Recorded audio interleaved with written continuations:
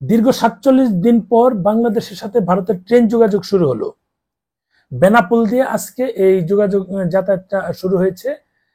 জুলাই মাসের ১৯ তারিখ এটা বন্ধ হয়েছিল। মাঝখানে ১ মাস আগস্ট পুরোপুরি চলে যায়, আজকে ৪ তারিখ। আজকে এটা ওপেন হয়েছে, অর্থাৎ ১ মাস ১৭ দিন পর, ঠিক ১ মাস ১৭ দিন পর এটা আবার চালু হয়েছে। এটা আবার অনেকে ভেবে বসে থাকবেন না, যাত্রী পারাবার শুরু হয়েছে। তবে যেহেতু ট্রেন যাতায়াত শুরু হয়েছে পণ্য দিয়ে, যাত্রীরাও খুব দ্রুত আমরা আশা করতে পারি শুরু হবে। ওদিন যেমন একটা ভিডিও দিয়েছিলাম যে যেহেতু সীমিত পরিসরে তারা ভিসা দেওয়া কার্যক্রম শুরু করেছে, তাই বাকিগুলো তারা দ্রুত দিবে এবং অন্য বিষয় দ্রুত, এবং সেটা কিন্তু আশা করি দ্রুত হয়ে যাবে। তারা কিছু পাসপোর্ট ফেরত দিয়েছিল, পরে আর ফেরতও দিচ্ছে না। কারো যদি প্রয়োজন হয় নিতে পারেন।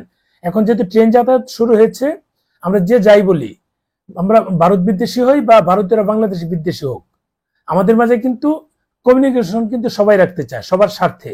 আমরা বাংলাদেশের স্বার্থে ভারতের সাথে কমিউনিকেশন রাখতে চাই, ভারতে কিন্তু তাদের স্বার্থে নিশ্চয়ই কমিউনিকেশন রাখতে চায়। তা না হলে তো যদি সবকিছু মানে গুটিয়ে কাটিয়ে তারা চলে যেত, এখানে হাই কমিশন কিচ্ছু থাকতো না।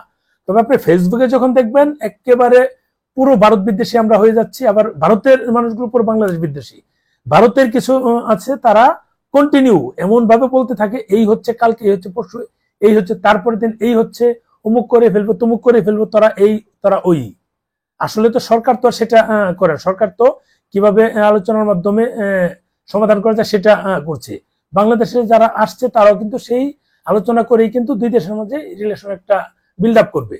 সরকার যেহেতু পজিটিভ, ভারতের সরকারও পজিটিভ, আশা করি আমাদের মাঝে খুব দ্রুত ট্রেন সার্ভিসও চালু হবে। এটা হয়তো দ্রুত হয়ে যে কোনো সময় ঘোষণা চলে আসতে পারে। দুই দেশে যেহেতু ট্রেন সার্ভিসটা ভালোভাবে শুরু হচ্ছিল, আশা করি সেটা কন্টিনিউ থাকবে।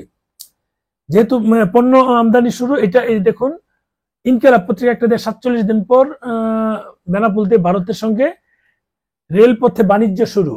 ৪৭ দিন পর কিন্তু এটা, এই যে ওরা বিস্তারিত বলেছে। আশা করছি অন্যান্য বিষয়গুলো এটা থাকবে। এটা খুব দ্রুতই অন্যান্য পথগুলো আমাদের ক্লিয়ার হয়ে যাবে। ভালো থাকবেন, আপডেট নিউজ দিতে থাকবো, দেখতে থাকুন। আরেকটা হচ্ছে যে মেডিকেল ভিসা ছাড়ছে, কিন্তু ১০ তারিখের পর আর ডেট পাওয়া যাচ্ছে না। ১০ তারিখের পর যেহেতু ডেট পাওয়া যাচ্ছে না, ওই ক্ষেত্রে আপনারা অপেক্ষা করুন এবং ট্রাই করুন, যে কোনো সময় পেয়ে যেতে পারেন। একদিনই দিয়েছিল একেবারে গণহারে, সেটা মানুষ আবেদন করে, সেটা তাদের যে টার্গেট ছিল সেটা ফিল আপ হয়ে যায়। একদিনেই দিয়েছিল, একদিন বা ১.৫ দিন। এখন আবার ট্রাই করুন, ১০ তারিখের পরে আর তারা ডেটই দিচ্ছে না, ১০ তারিখ পর্যন্ত ফিল আপ। হয়তোবা যে কয়েকজনকে নিয়েছে তাদেরগুলো আবেদন কমপ্লিট করে ভিসা যাদের দেওয়া সম্ভব দিয়ে পরবর্তীতে হয়তোবা আবার শুরু করবে। এটা ট্রায়াল হিসেবে নিচ্ছে, কেমন সময় লাগে, কি আসে বিষয়, কোনো প্রবলেম হয় কিনা, ট্রায়াল হিসেবে নিচ্ছে। যেহেতু বিভাগীয় ৫টি শহরেই কিন্তু এই ওপেন হয়েছে, এটা অন্যান্য জায়গায় কিন্তু ওপেন হয়নি। এর আগে ভিডিওতে বলেছিলাম যে হয়েছে কিনা জানা নাই, ওরা তো কখন কি করে সেটা তো ক্লিয়ার করে কিছু বলে না। তবে এখনো শুরু, যেমন ময়মনসিংহ শুরু হয়নি, বরিশালে শুরু হয়নি, অনেক জায়গাতে শুরু হয়নি। ভালো থাকবেন।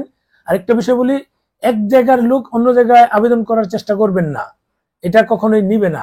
যদি নিতই তাহলে তো শুধু ঢাকাতেই দিত, অন্যান্য বিভাগের শহরগুলো আবেদন করার সুযোগ দিত না, তাই না? আপনারা যেখানে আছেন সেখানে আবেদন করার চেষ্টা করবেন। ভালো থাকবেন, শেয়ার দিন।